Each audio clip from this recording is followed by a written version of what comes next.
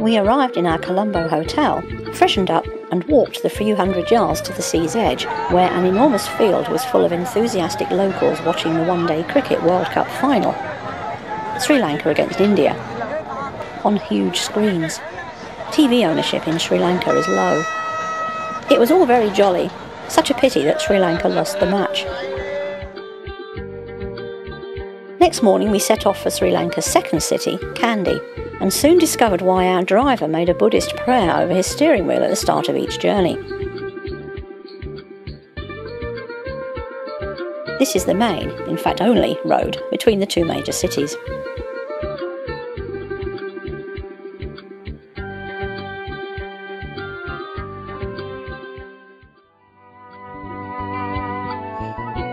Kandy itself is a beautiful city, the capital of the Sinhalese kingdom until the British took over in 1815. It sits in a wooded valley in the hills, around an artificial lake.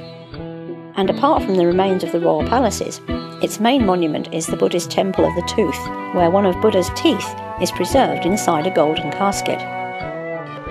The temple is plain on the outside, but quite staggeringly ornate on the inside.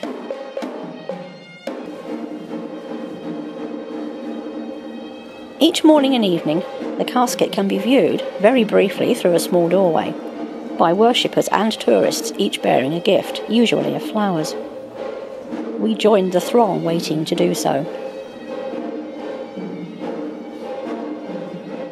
Many precious stones are found in the hills surrounding Kandy, which are cut locally, and there are many jewellers who will both cut and then mount them in rings, etc. Sapphires in particular are a local speciality. Wood carving is also highly skilled, and the work is very expensive.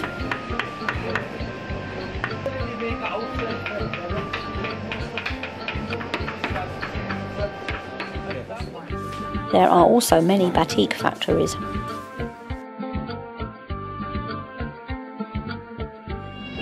Dancing is part of the cultural heritage, combined with fire eating and walking on hot coals.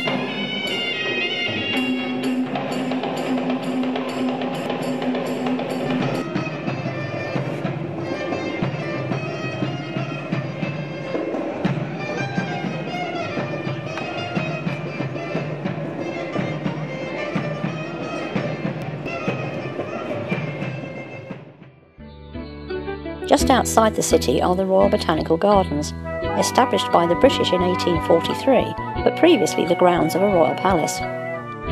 Visit in the early morning, as we did, when it is a cool oasis.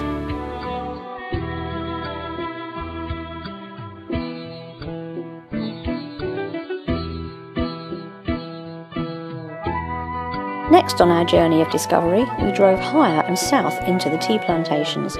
The bush-clad hills are beautiful, but the amount of work done in the late 18th century to create all these must have been immense. Leaves are picked intensively from one part of the plantation, and in 7 to 15 days' time, the bush is ready to be picked again. Sri Lanka is one of the few places where leaves are still picked by hand. This makes for better tea, as there are no twigs included as with machines. But the predominantly female workforce are very poorly paid, and are expected to pick between 15 and 20 kilos a day, and are paid by weight. The pickers are mostly Tamils, descendants of those brought over from India when the plantations were first created. The leaves are taken to the tea factory on the plantation, a multi-storey building, where they are first withered, i.e. dried, on the top floor by blowing air under these large tables.